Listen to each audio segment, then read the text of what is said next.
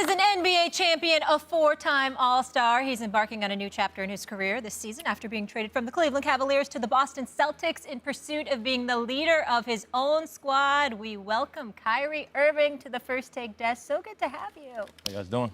Good. Thank you so much for being here. Pleasure. So why was it time to make the move?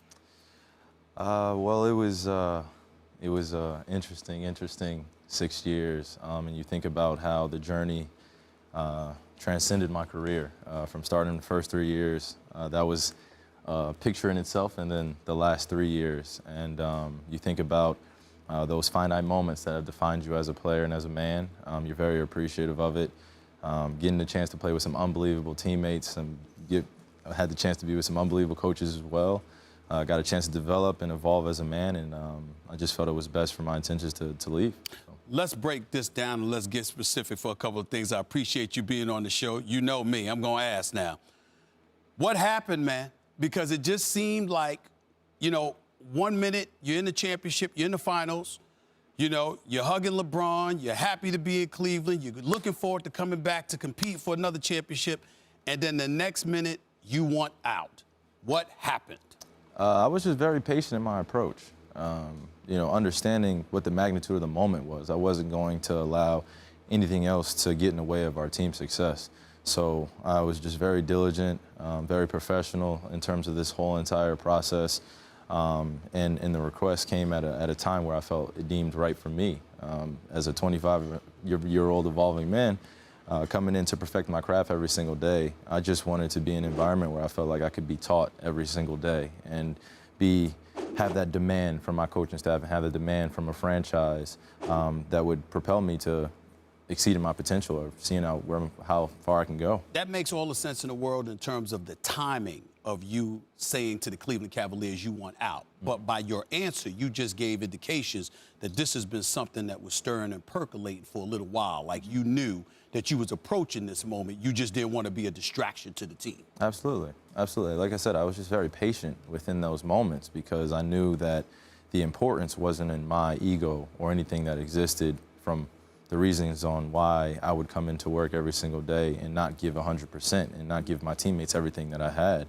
From that standpoint, that was the way I was raised. I was raised in being in a professional environment, being in a workplace, and making sure it's conducive for everybody. So having those relationships and developing those every single day, and then on top of that, still wanting to be as successful on the court and still trying to figure out myself off the court. I had to balance those two, and I felt like when I was coming into that environment, there were times where my energy was just a little off, and I just had to figure that out. And there were times when after games I would go out and shoot. As any professional athlete or any person knows, when you're in your workplace and you have those tough days, there are questions that you ask yourself, is this the right thing for me right now? And I answered that question. Rock did it again. Oh, that bitch recording. It's crazy. Yeah, select, whole lot of games. Bow, grow, bleh. Slick, hold up, slick, blood, baby, this the blood, I don't use my hands, I let the blood, 2 to these and max and make the blood, I can make any nigga hit the crip, I'ma let my hip tuck, put a 40 with a dick, it got a clip, yo, click, ooh, and the clip is CEE through, what all do you want from me? ARs and them 223's, fucking around with me, you see I'm hot, I'm 500 degrees, heard he caught a body, but that does not mean shit to me, got two on me, blood gang, yeah, so who on me? Detrimental, me and Glock all on your instrumental. I kill a nigga and it really wasn't coincidental. Stop all that flagging shit, you just be on that acting shit. No, I ain't with no capping shit and I ain't on no rapping shit. No lacking, bitch, you know it ain't no lacking, bitch. I check in the blood, nigga, like, hey, man, what's bracking, bitch? I'm 2 flows up on you niggas. Yeah. What all do you want from me? ARs and them 223's, fucking around with me, you see I'm hot, I'm 500 degrees, heard he caught a body, but that does not mean shit to me, got two on me, blood gang, yeah, black two block, on me. I like black. On a nigga play, he get whacked. Now you tryna find his face, ain't no trace, ain't coming back. G9, Mr. 2 Glocks, just bought a Mac. A Mac for your face, love, rearrange your couch. 1 foot in the industry and 1 foot in the top. Buy that dope to my bloodline, I treat him like my strap. Cause by me, he take a nigga feed off the mouth. Big B till I'm sleep, pushing P, he get clout.